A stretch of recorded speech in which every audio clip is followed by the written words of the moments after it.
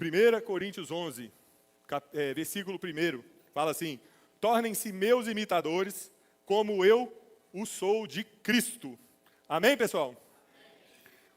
Por que Paulo falou isso para a gente? Tornem-se meus imitadores, porque eu sou de Cristo. Primeiro, para deixar claro que quem que é o modelo? Cristo. E segundo, porque Paulo estava carente, ele queria um monte de gente atrás dele imitando ele. Não é? Não. Por que será que Paulo falou para a gente ser imitador de Cristo? Imitador dele? Porque você precisa caminhar para também ser um modelo, para também ser um exemplo. Nós estamos no mês da família, hoje então nós vamos falar sobre exemplo. Você é exemplo dentro da sua casa? Solteiro ou casado? Mora com os pais ou com amigos? Com a esposa? Você é exemplo? É disso que nós vamos falar aqui hoje. E Paulo queria que a gente fosse exemplo. Queria que a gente se tornasse. Olha o que ele falou para um dos principais discípulos dele, que serve para mim e para você também. E as coisas que me ouviu dizer na presença de muitas testemunhas, confie a homens fiéis, que também sejam capazes de ensinar a outros. Não é para você reter o conhecimento e ficar só para você. Não é para você ser imitador de Cristo e engordar espiritualmente e falar assim: nossa, eu conheço tanta coisa, eu sei tanta coisa, e isso basta, beleza, agora eu vou ficar na minha zona de conforto. É para que você vá também e ensine homens e mulheres fiéis a fazer o mesmo. A serem maduros na fé também. A forma como você lida com esse versículo fala muito como você lida com os textos, com a Bíblia, de uma maneira geral. O povo de Deus tem sido empurrado para interpretar os textos, para assimilar os textos de uma forma muito passiva. Ou você se coloca no lado certinho, no lado bom, né? Você pega lá Davi e Golias e se coloca do lado de Davi, né? Não, eu estaria ali lutando contra o gigante também. Não, muitas vezes a gente é o lado errado mesmo. Ou então a gente se coloca do lado assim, alheio, como se não fosse com a gente, passivo. Tornem-se meus imitadores. Ah, beleza, vamos lá, vamos ser imitador. A gente faz uma listinha de coisa aqui, está tudo certo. E aí Deus chega e fala assim: nossa, parabéns. Ok, legal. Não, isso aqui é um convite para você ser imitador, para que você possa ser exemplo amanhã. Na verdade, se você não é exemplo, ou você não está em crise, sabendo que você tem que ser um exemplo, tem alguma coisa de errado com o seu relacionamento com Deus. Você precisa, naturalmente, querer ser um exemplo, porque essa é a vontade de Deus para você. Não existe versículo nenhum na Bíblia que te dê base para você falar assim: sou cristão, agora eu vou sentar na gelatina e ficar aqui tranquilinho. Não existe. Simplesmente não existe. E existe uma tonelada de versículos que fala que é para você levar radicalmente, que é para você levar com tudo que você tem, de toda a sua alma, de todo o seu coração, de todo o seu entendimento. Não é para a gente ficar sentado e falando assim: tá bom, beleza, me deixa. Ah, eu trabalho muito. Ah, eu tenho muitos afazeres. Ah, não, legal, eu creio que Jesus é Senhor, eu vou na igreja lá, domingo me chamaram, eu fui, eu vou e tal. Deus tem muito mais para você do que isso, irmão. Muito, mas muito mais do que isso. A gente sempre fala que ou você é campo missionário, ou você é um missionário. Qual dos dois você vai ser? Charles Spurgeon, na verdade, ele foi bem mais direto e objetivo, como eu gosto das coisas. E ele falou assim: todo cristão é um missionário ou um impostor. Todo cristão ou é um missionário ou é um impostor. Em outras palavras, uma outra frase dele também explica isso de uma maneira ainda mais clara e ainda mais objetiva. Se você não está querendo levar ninguém para o céu, você mesmo não está indo para lá, não. A vida com Deus, gente, sempre foi e sempre será tudo ou nada. Na verdade, na Bíblia tem vários exemplos de que a gente precisa entregar tudo e advertências sobre você ser morno. Você se propor a fazer alguma coisa e fazer com o coração: ah, tá bom, vai. Vários exemplos. Então, nós não podemos agir dessa maneira. A graça de Deus que te salva é a mesma graça que vai te transformar, que vai necessariamente te transformar. Por que Paulo está falando da gente ser imitador? Porque um filho de Deus, necessariamente, ele vai dar frutos iguais aos de Cristo. Olha só, será que é o que Deus quer para a gente? Olha só em Efésios. Abre lá, Efésios 2, versículo 8. Efésios 2, versículo 8.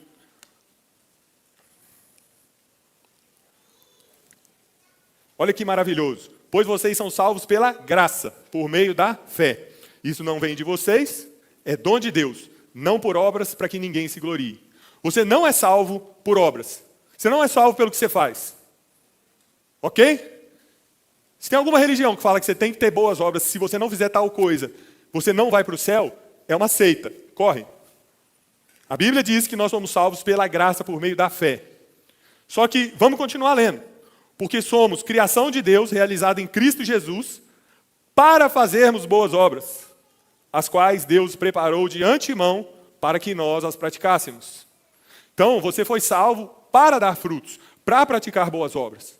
O fruto natural de quem foi salvo, de quem foi transformado por Jesus, é dar boas obras. Então, naturalmente, você vai ser imitador de Cristo, imitador de Paulo, e vai seguir em frente. Não tem base para você falar assim, você foi salvo pela graça mediante a fé, agora senta, descansa e relaxa. Fica sossegadão. Passa uma página aí, no capítulo 4, de Efésios mesmo. Paulo está falando lá dos dons, né? Apóstolo, profeta, evangelista, pastor, mestre, que esses dons foram dados para a edificação da igreja e tal. Aí versículo 13, até que todos alcancemos a unidade da fé e do conhecimento do Filho de Deus e cheguemos à maturidade, atingindo a medida da plenitude de Cristo. Se você tem planos de ficar imaturo espiritualmente, imaturo no seu relacionamento com Deus, essa notícia aqui é para você. O plano de Deus para você é que você seja maduro na fé. E quem é maduro, necessariamente, vai dar exemplo. Pula aí para 2 Coríntios, capítulo 3. 2 Coríntios, capítulo 3. Versículo 2, fala assim: vocês mesmos são a nossa carta, escrita em nosso coração, conhecida e lida por todos. Vocês demonstraram que são uma carta de Cristo, resultado do nosso ministério, escrita não com tinta, mas com o Espírito do Deus vivo, não em tábuas de pedra, mas em tábuas de corações humanos. Paulo estava exaltando a Deus porque as pessoas ali, elas eram exemplos vivos, eram cartas vivas do que Deus estava fazendo, da mensagem de Deus. E existe alguma expectativa diferente para mim e para você? Ah, não, isso é para o pessoal que estava lá. Não, isso é para nós hoje. Os cristãos, eles pegam aquele versículo, eis que tudo se fez novo. Maravilhoso, lindo. Eu amo 2 Coríntios 5, que tem esse trecho. É um dos trechos mais lindos da Bíblia. Eis que tudo se fez novo. Mas e aí, o que se fez novo na sua vida? Qual foi a transformação? Quando que a gente vai poder ver em você exemplo de Cristo? Ah, eis que tudo se fez novo. Você fala isso porque você parou de ver novela, Big Brother? Você fala isso porque você parou de fumar cigarro? Pouco demais. Pouco demais. Jesus não te salvou, não te transformou só para você abandonar meia dúzia de pecado e falar assim, pronto, agora eu já tenho uma Bíblia, eu já posso apontar o dedo para várias pessoas e ficar aqui sentado confortável. Quando a gente fala para vocês, ei, arruma uma célula. Ei, vamos servir na igreja. É para o seu bem, não é para o nosso. Não tem nenhum líder de célula carente falando assim, nossa, eu queria tanto que viesse mais pessoas na minha célula. Não, pelo contrário, nós estamos assim, gente, tem muita gente. Nós precisamos de líder para multiplicar a célula. É para o seu bem. É para que você desenvolva espiritualmente. É porque às vezes em casa lá, você está fritando num monte de problema, pensando num monte de paranoia, aí você fala assim, não, eu vou para a célula. Aí você chega na célula, ouve uma palavra. Aí uma pessoa na célula lá e fala os problemas dela, parece que são seus. Aí você fala, não é só eu que estou cheio de paranoia na cabeça, não. Que bom, meu irmão, vamos conversar, vamos junto. Aí dali sai um discipulado. A pessoa começa a estudar a Bíblia contigo, te ajudar, te ensinar e caminhar junto contigo. O seu crescimento espiritual necessariamente vai passar por um discipulado. É isso, gente. Todas as coisas que a gente sugere, que a gente direciona, é para o crescimento espiritual da igreja. É para que vocês cheguem à maturidade. São passos, processos. Porque ninguém vira super-homem espiritual do dia para a noite. Ninguém vira super-homem espiritual, porque esse tipo de coisa não existe. Só tem um super-homem no mundo, na história. O que nós temos que fazer é enfiar para dentro do processo e não largar. Cola no seu amigo que é bom de Bíblia, que é abençoado, que está tentando viver uma vida reta, e imita ele. Fala, cara, eu quero aprender o mínimo, para já começar a ser um exemplo mínimo, para eu poder ser o que Deus quer para mim. É isso que nós precisamos fazer. Ah, mas eu não estou preparado ainda para ser um exemplo. Você não está preparado porque você está com um padrão diferente do que é exemplo. Você acha que ser exemplo é você fazer tudo certinho, tudo bonitinho, o dia inteiro, toda hora, e esperar Deus colar uma estrelinha na sua testa e falar, bom menino, parabéns. Não é isso. Porque se fosse, você estava lascado. Eu também estava lascado, porque a gente não consegue fazer isso. A gente tenta manter uma conduta na força do nosso braço, aí de repente a gente vai lá e cai, e aí a gente fica desanimado e chuta o balde. Esses somos nós, gente. Eu e você. Os que são sinceros estão balançando a cabeça, falando assim, é isso mesmo. É isso. Ser exemplo não é isso. De novo, porque se fosse, estava todo mundo ferrado, ninguém ia conseguir ser exemplo. O que é ser exemplo, gente? É você entender que você vive para carregar o nome de Deus, para representar a Deus aqui nessa terra. Ele me salvou, Ele me transformou, Ele me fez um novo homem. Nenhuma condenação há para aqueles que estão em Cristo Jesus. E eu posso, então, caminhar como um filho de Deus, representando a Deus aqui na terra. Errei, opa, vou dar exemplo no meu erro. Vem cá, meu irmão, vou te recompensar. Fiz mesmo, fiz errado, e isso aqui eu devo e eu pago, vem cá. É assim que a gente dá exemplo. É mostrando que o nome e o legado do que Deus está fazendo na sua vida, o nome dele e o legado dele é mais importante do que até a sua própria reputação. Você não está preocupado com uma coisa e outra, você está preocupado com a glória dele. Deus mandou, eu pego e faço. Deus falou, eu abaixo a cabeça e obedeço. Ser exemplo é pegar outro versículo que virou um amuleto, que virou uma frase de camisa, e botar em prática de verdade. Gálatas 2:20, que fala lá, fui crucificado com Cristo, assim já não sou eu mais quem vivo, mas Cristo vive em mim. E a vida que agora vivo no corpo, vivo pela fé no Filho de Deus que me amou e se entregou por mim. Lindo, maravilhoso, é bênção, toda a Escritura é maravilhosa. A gente poderia dar looping, né, nesse versículo pela eternidade inteira, maravilhoso. Mas você ouviu o que o versículo fala? A vida que eu vivo agora no corpo, eu vivo pela fé no Filho de Deus. Pega esse versículo e pega a sua vida. Viu como é que está distante? Viu como é que está diferente? E eu não estou falando isso aqui para te desanimar, pelo contrário. É para te mostrar. Você precisa ter sangue nessa veia. Você precisa ficar indignado com isso. Você precisa olhar isso e falar assim, basta, eu não quero isso mais, eu vou mudar. O Senhor já me deu tudo que eu preciso para mudar. Basta, acabou. Eu estou indignado com a pobreza de espírito que eu tenho. Eu sou pobre de espírito. Bem-aventurados os pobres de espírito. Ok, mas e aí? A graça que me salvou não me transforma? Eu quero ser exemplo, eu quero ser uma pessoa que as pessoas olhem e falem assim, nossa, esse homem se parece com Jesus, essa mulher se parece com Jesus. Por quê? Nossa, porque você é vaidoso. Não, porque isso dá glória a Deus, gente. Assim, brilhem a sua luz, para que os homens vejam as boas obras de vocês e glorifiquem ao Pai que está no céu. Vocês são cartas vivas. Você vai pegar a carta que é você e botar dentro da gaveta, para ninguém ler? Você vai esconder seus dons e talentos e falar assim, não, me deixa quietinho no meu canto? Nós não podemos fazer esse tipo de coisa. Nós temos que viver com sangue no olho. Esse exemplo é característica de quem está pronto para novas oportunidades. É aquela pessoa que olha e passa assim, pelo que eu posso assumir responsabilidade? O que está acontecendo de errado? E uma vez que ela vê aquilo, ela não consegue viver como se ela não viu. Inclusive, talvez isso é o que falta para você ser promovido no seu trabalho. É 10º carimbador substituto e nem levanta o olho, só carimbando. A hora que você falar assim, e aquele problema ali? Deixa eu carimbar aqui, mas eu vou lá. Vamos resolver aqui também? Vamos fazer isso também? Vamos fazer aquilo outro também? É isso. Isso é característica de quem está virando exemplo. É de quem olha para as coisas e fala, eu estou aqui, os problemas não vão permanecer. Tem algum irmão passando uma dificuldade? Esse problema é meu também. Tem algum casal querendo separar e não, peraí, vamos conversar, vai dar jeito. Calma lá. Aonde a gente vai, a gente tem uma postura de filho de Deus. O meu pai é Deus. E eu sou filho dele. Logo, eu estou aqui para representá-lo, para resolver os problemas dele. É isso que nós temos que fazer. Nós temos que entender que postura é mais importante do que necessariamente fazer uma coisa e fazer outra. Fazer uma coisa ou fazer outra. A postura é muito mais importante. Porque eu posso fazer qualquer coisa. Se você me ensinar, eu posso fazer qualquer coisa para você. Mas aí eu faço de má vontade. Eu faço como se fosse assim, nossa, tá bom, vou quebrar teu galho, hein? Você está me atrapalhando, tá bom, mas eu vou fazer. É isso que tem destruído muito casamento hoje em dia. Os caras chegam para mim e falam, mas eu ajudo, eu troco a fralda do menino, eu dou banho, eu faço um monte de coisa.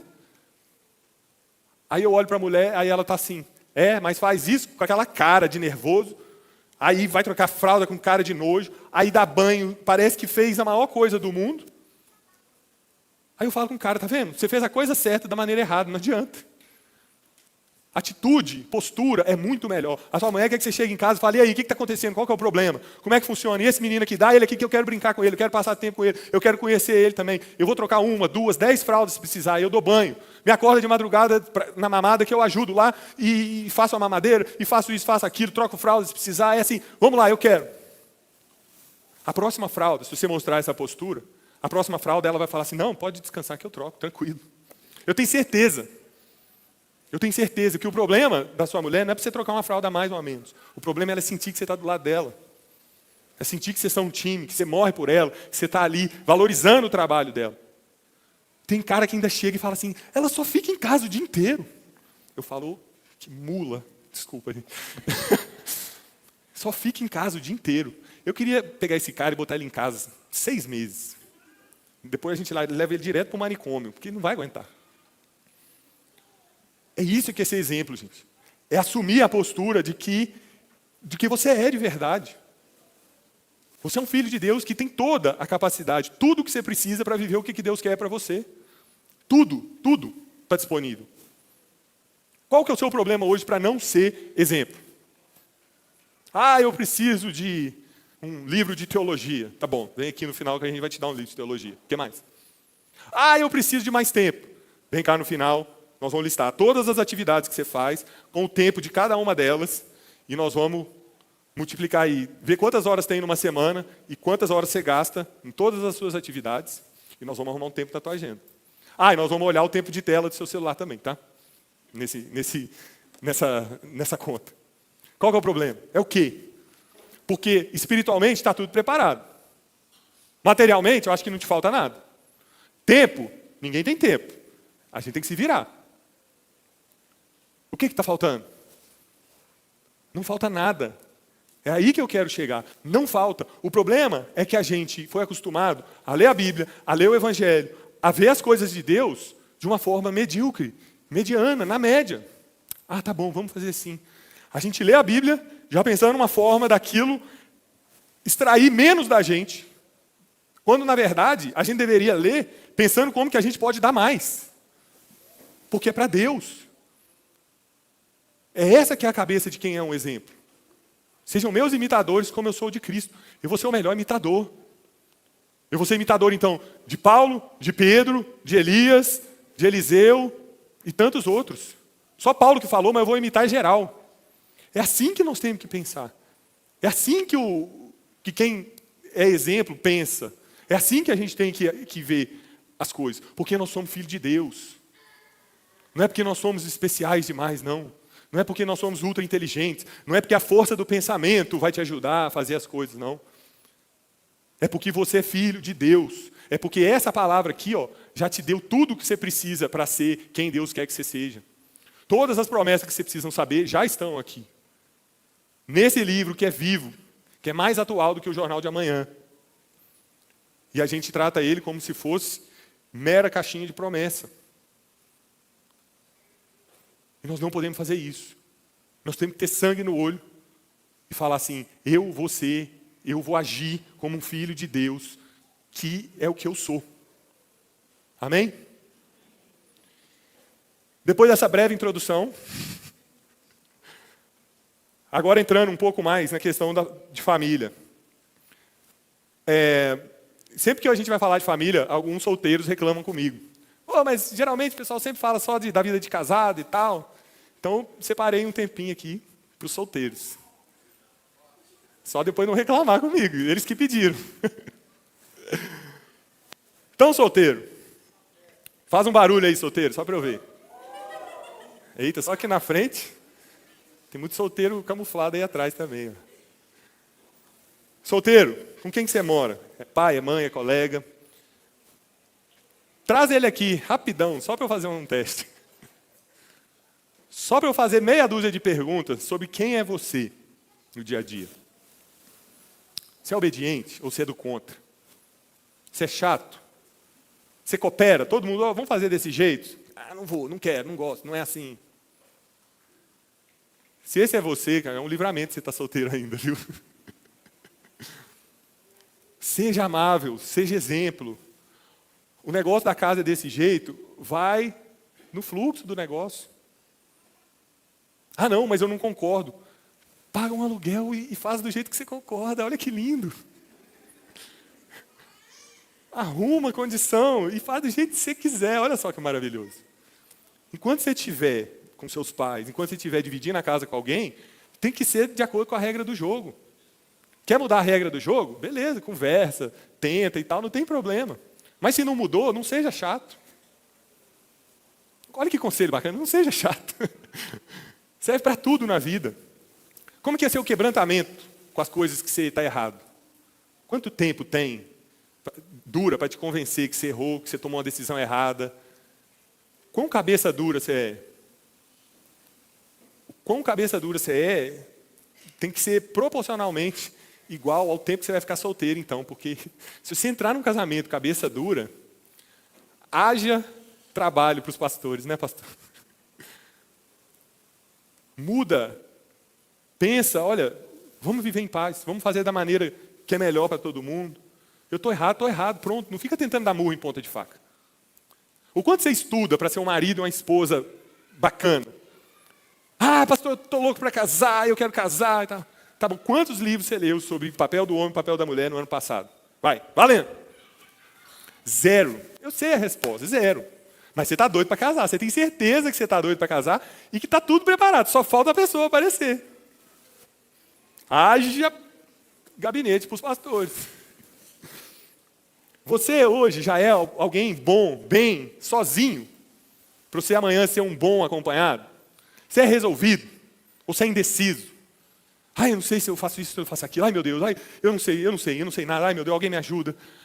Aí você toma conselho e faz tudo ao contrário do que falaram para você fazer. Você fica bem sozinho? Ah, não tem nada para fazer sexta-feira à noite, sábado, durante o dia. Tá? Você fica em casa, beleza. Amém, beleza. Você é tranquilo? Ou você já é angustiado para fazer alguma coisa, para ser alguma coisa, para... Acalma o coração, relaxa. Seja a pessoa que você está procurando. Aí a pessoa que você está procurando vai aparecer. E você já vai estar pronto. A última coisa num processo para um solteiro casar é as partes se conhecerem. Porque a gente sabe que depois que as partes se conhecem, é difícil de segurar. Eu quero casar amanhã, é mês que vem, é isso e aquilo. Eu já fui solteiro, gente. Eu já passei dessa fase, eu sei que é assim.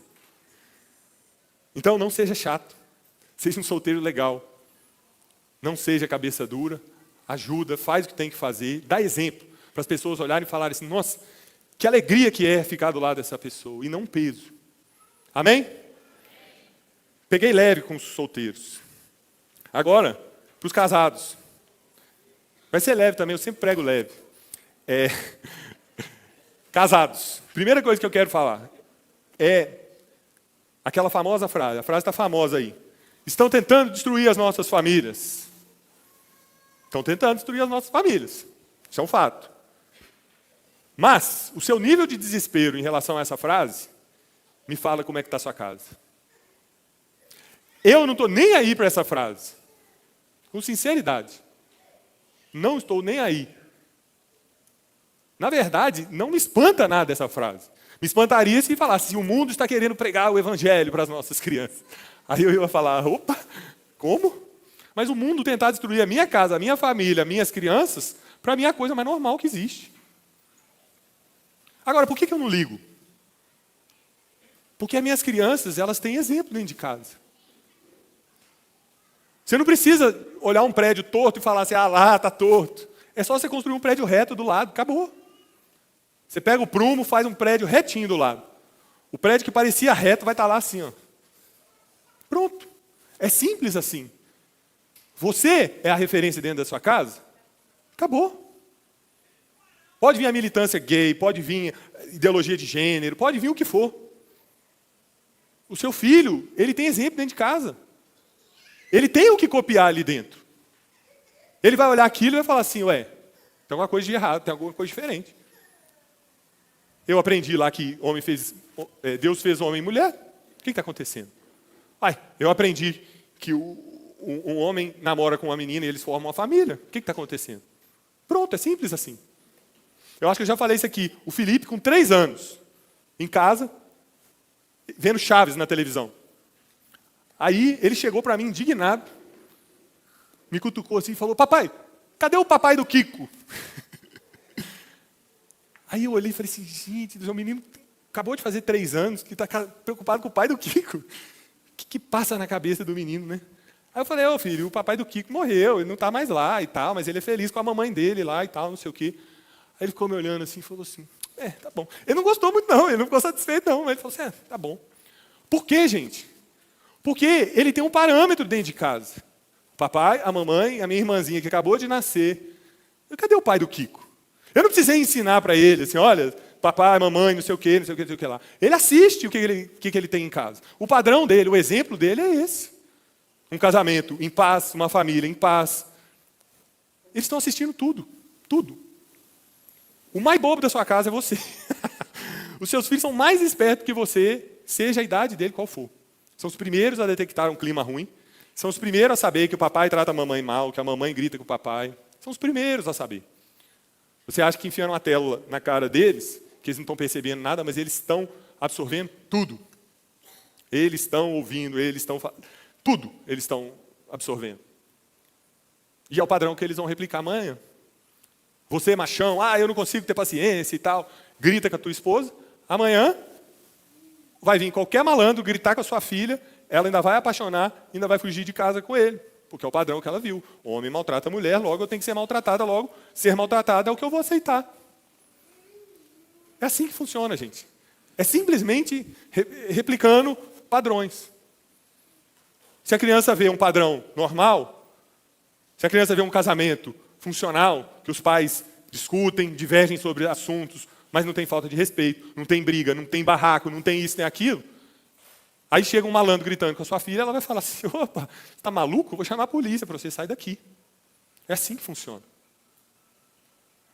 Então, se a militância gay parar de fazer militância, você deixa de tratar sua mulher mal? O que falta para você tratar sua mulher bem é a militância gay parar de fazer militância. Se a militância de ideologia de gênero parar de atuar, você para de tentar manipular seu marido? Você para de ficar dando indireta e cutucando ele, manipulando ele por trás até ele ceder o que você quer fazer? Você para. Uma coisa tem a ver com a outra.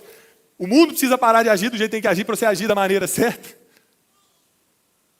Quem está destruindo as nossas famílias somos nós mesmos. Eu e minha casa serviremos ao Senhor. Amém? Amém.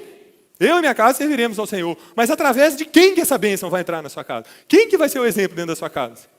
Nós vamos ter que arrumar alguém para ser exemplo dentro da sua casa? Olha, um novo morador aqui para morar com vocês para ser exemplo. O Sila Malafaia, vai, mora lá com o pessoal para ver se dá exemplo. Sei lá, alguém para ser exemplo para você. Ou é você que vai chegar e falar assim, eu sou filho de Deus, eu vou agir como Deus quer que eu aja. Eu já errei muito, eu já fiz isso, já fiz aquilo. Amém. Vou recompensar todos os erros que eu tive, vou pedir perdão e vou ter uma conduta diferente. Ninguém resiste a um pedido de perdão mais uma conduta diferente do que do passado. Ninguém resiste. Até a pessoa de coração mais duro, ela não resiste. O problema é que a gente só fica na parte do perdão, na mudança, na transformação. Em ser exemplo, a gente para. Me perdoa, eu nunca mais vou fazer isso. O pedido de perdão pode até ser sincero, mas eu nunca mais vou fazer isso, é mentira. E se você começasse a levar isso a sério? Me perdoa, eu fiz isso errado contigo. E a partir de agora, eu vou mudar, e eu não vou fazer mais. Pelo contrário, eu vou fazer o oposto do que eu fazia. Fazer igual Zaqueu. Eu vou recompensar todo mundo que eu roubei. Eu vou dar o dobro do que eu tenho. É disso que nós estamos falando. É aí, você está começando a entender comigo. Eu quero fazer a mais do que você pede. Eu quero fazer o contrário do que eu te fiz. Eu quero te recompensar por todos os meus erros. É assim que você vai dar exemplo. É assim que você vai ser exemplo lá na sua casa. A outra pessoa vai olhar meio desconfiada, falando assim, sei, tá bom, então vamos ver. Aí dia após dia ela vê. Você mudando a sua atitude, você mudando as coisas, você fazendo diferente. É isso, gente. É fácil? Não é. Mas Deus já nos deu tudo o que a gente precisa para fazer isso. A gente só não faz porque a gente não quer. A gente não faz porque a gente não quer largar o orgulho. Mas ele não merece, porque se ele merecesse, não precisava ter compaixão com ele, não precisava ser exemplo. Ele ia ser exemplo para você. É a mesma coisa o contrário. Mas ela é difícil demais. Você não conhece a família dela. Eu conheço você. E você falando sobre a família dela, você falando sobre isso, sobre aquilo, sobre a conduta dela, eu conheço ainda mais você. A sua atitude depende da avó da sua esposa. Você casou com ela para ser uma só com ela. Você não consegue ser a referência dela? Porque ela é grudada com a irmã, que ela é grudada com a mãe, que você não conseguiu fazer essa ruptura com a família? Alguém está sendo exemplo para sua esposa, para sua casa. Quem que é o exemplo de paz lá dentro? Quem que é o exemplo de paz na tua casa? A sua casa tem paz, inclusive, uma pergunta anterior a essa. A sua casa tem paz, é leve, os assuntos são tranquilos, é fácil resolver as coisas, é tranquilo. Tem assunto que você fala, não vou mexer nisso não, que isso é um vespeiro danado. Não vamos nem mexer nisso aí. Que vida triste. Que tristeza que eu tenho por você, de verdade. De verdade. Olha, a minha família não é perfeita, mas eu estava pensando numa coisa que eu não tinha raciocinado, que sempre aconteceu, e eu raciocinei, pensei nisso dessa forma há poucos dias atrás. Lá em casa, a maioria das vezes, que eu falo assim, amor, vamos pedir uma pizza, um hambúrguer, fazer um lanche fora? A maioria das vezes ela fala assim, não amor, tem um macarrão ali, tem uma carne, eu pego, junto tudo, faz um mexidão, não sei o que e tal. Não precisa não, vamos resolver por aqui mesmo. Aí você pega e fala assim, não, mas o que isso tem de extraordinário? Gente, isso é extraordinário. Por quê? Porque é eu tentando aliviar o peso dela, de não ficar presa nas coisas de casa, e é ela falando assim, a gente não tem essa condição financeira de ficar comendo na rua todo dia. Quando tinha que ser o contrário, eu que tinha que ficar, não, nós não temos dinheiro. E ela, não, eu quero comer na rua, vamos comer na rua. Mas exatamente porque nós temos paz com isso, ela sabe que a hora que ela quiser a gente pode comer na rua, é que ela fala assim, não, vamos deixar para uma outra ocasião. Às vezes você fala assim, não, mas se eu fizer isso lá em casa, a mulher vai querer comer na rua toda hora. Às vezes é porque você é pão duro. Aí ela fala assim, eita, ele ofereceu, eu não vou perder a bênção. Às vezes é isso.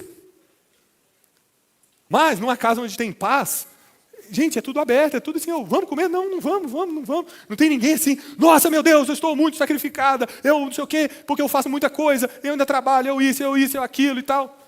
Mas eu fico fora de casa o dia inteiro, para trazer o dinheiro para casa, para não sei o quê. Gente, que inferno quer viver desse jeito. Quem que tem que ser o promotor da paz dentro da sua casa?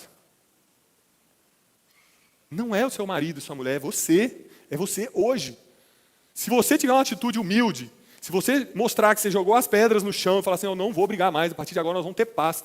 Nós vamos concordar com tudo? Não. Tem assunto que você acha A, eu acho B, nós vamos decidir, nós vamos resolver em paz. Nós vamos conversar sem medo da conversa, sem fazer disso um evento. Vamos conversar. O que você acha? Eu acho isso, eu acho aquilo. Tá bom. Então, chegamos num acordo? Não. Então vamos orar e mais para frente, se Deus quiser, nós vamos chegar num acordo. É assim que filhos de Deus resolvem problemas. É assim que a gente institui a paz. Outro assunto que dá para fazer uma mensagem inteira só sobre ele é a criação de filhos. Muito casal aí não tem paz porque não consegue disciplinar os filhos. Os pais de hoje em dia eles estão nota 1000 em amor. Ai, meu filho, lindo, maravilhoso, 400.000 fotos. O celular nem cabe mais foto, de tanta foto que tem do menino. Se imprimir as fotos e fizer assim, vira um vídeo, né? De tanto. Pega todos os passos do menino, o dia inteiro. Mas na disciplina, gente, está um desastre. Deixa eu abrir o coração aqui, está um desastre. Menino mexendo na coisa. Ei, para de mexer nisso. Aí o menino olha e fala, eu quero. Então tá bom, só um pouquinho, viu? Se falou não, leva o não até o final, pelo amor de Deus, gente. Você está falando com seu filho assim, a minha palavra não vale nada, pode fazer o que você quiser. Ei, menino, vem aqui. Aí o menino, para o lado contrário. Aí o pai fica, esse menino é cheio de energia, né? Ô, gente, é feio demais, gente. Para com isso. Pelo amor de Deus, arruma autoridade com teus filhos. Isso é feio demais. Eu fico assim...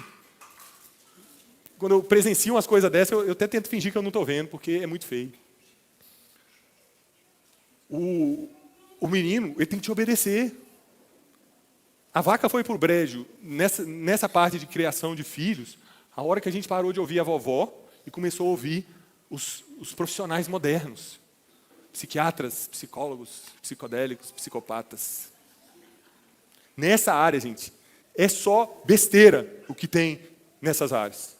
Criação de filho é criação de filho à moda antiga. Ei, agora é hora de você ir para o ministério infantil. Ah, mas eu não quero. Mas é hora, eu estou falando que é para você ir para lá, não é escolha sua, é escolha minha. E você vai para o ministério infantil. Saudações.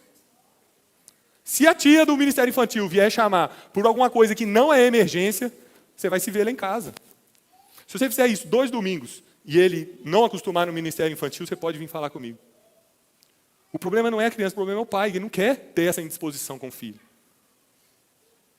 Os psicólogos que vieram assim, não, você não pode obrigar o menino a fazer uma coisa que vai traumatizar ele. Não vai traumatizar. Ah, você não pode falar que é você que manda. Vai traumatizar ele. Não vai traumatizar. Você tem que descer no mesmo nível da criança para falar de igual para igual. Não, você é superior à criança, existe hierarquia. Você manda e a criança obedece. Sabe o que vai traumatizar a criança? A criança grande, né? É quando ela crescer, a criança grande, crescer e tomar tapa na cara da polícia. Isso traumatiza a criança. O que traumatiza a criança é traficante batendo na porta da sua casa para cobrar dívida.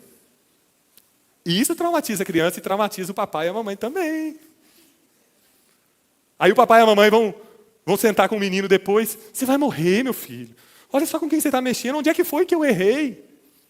Aí você vai lembrar de um altão magrelão falando para você com sotaque mineiro. Ei, disciplina teu filho. Seja exemplo para o teu filho. Se você não for, a Anitta vai ser. O Felipe Neto vai ser. Alguma coisa vai ser. Aí você fala assim, ele é cheio de energia, ele tem uma personalidade muito forte. Não, é você que está com preguiça. Porque criar filho, educar e ir até o final no não, requer energia. Só que depois que você educa, você está tranquilo. É assim que funciona, gente. E os pais estão querendo só dar a tela e por aí vai. E outra coisa, criança e adolescente não é para ter celular, é um absurdo. Criança de 10, 11, 12, 13, 14, 15 anos com celular. É absurdo, gente.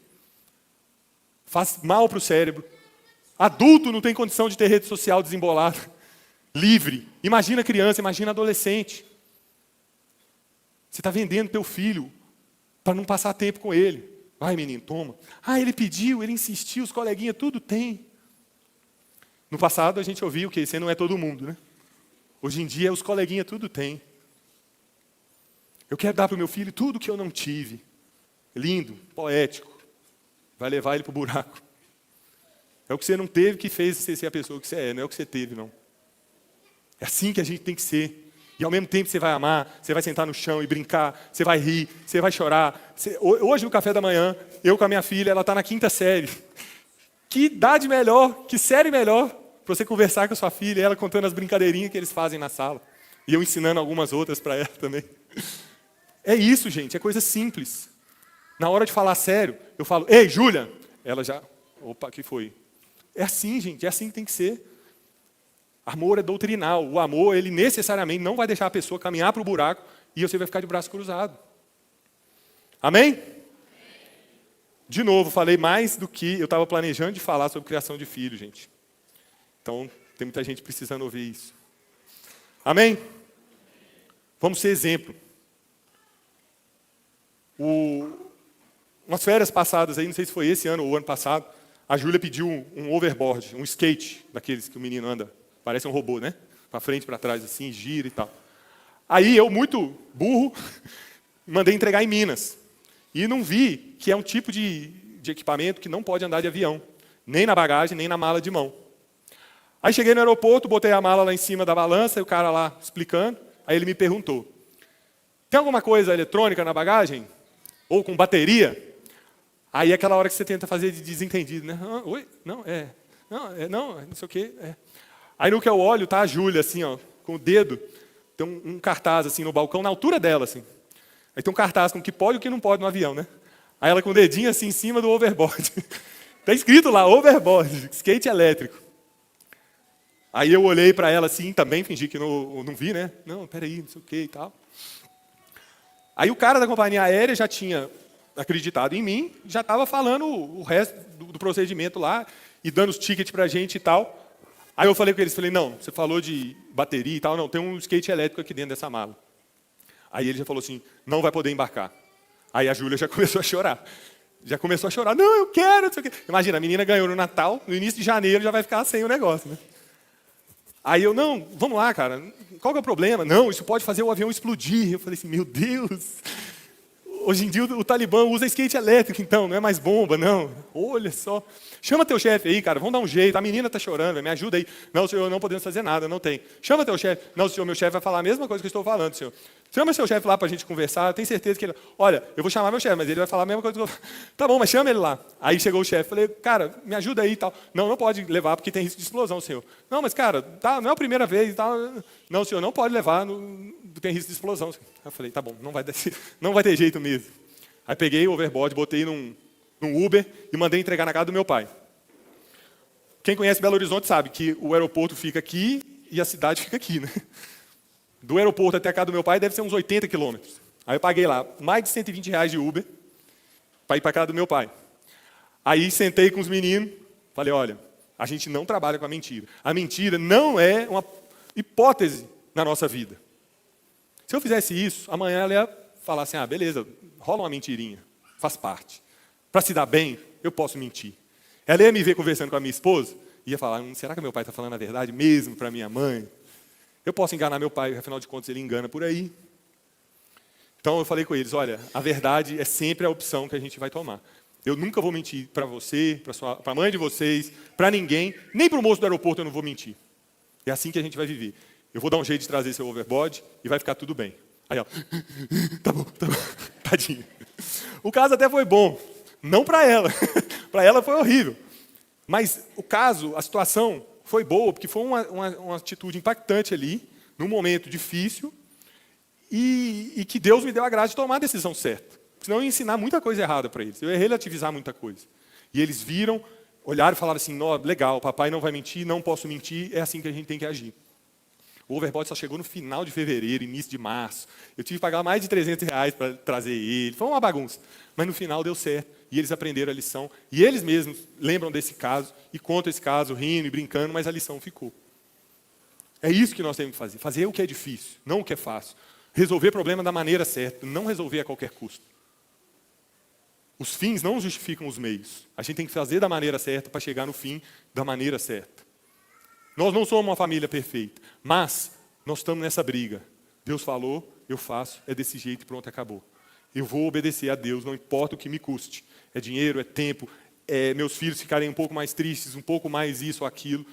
Eu vou obedecer a Deus e vou ensiná-los a obedecer a Deus. No caminho, enquanto a gente senta, enquanto a gente come, enquanto a gente levanta, nós vamos escrever nos portais da nossa casa a palavra de Deus, viver dia após dia, ao sentar, ao levantar, ao deitar, ao dormir, ao acordar, viver a palavra de Deus, viver o que Deus tem para nós.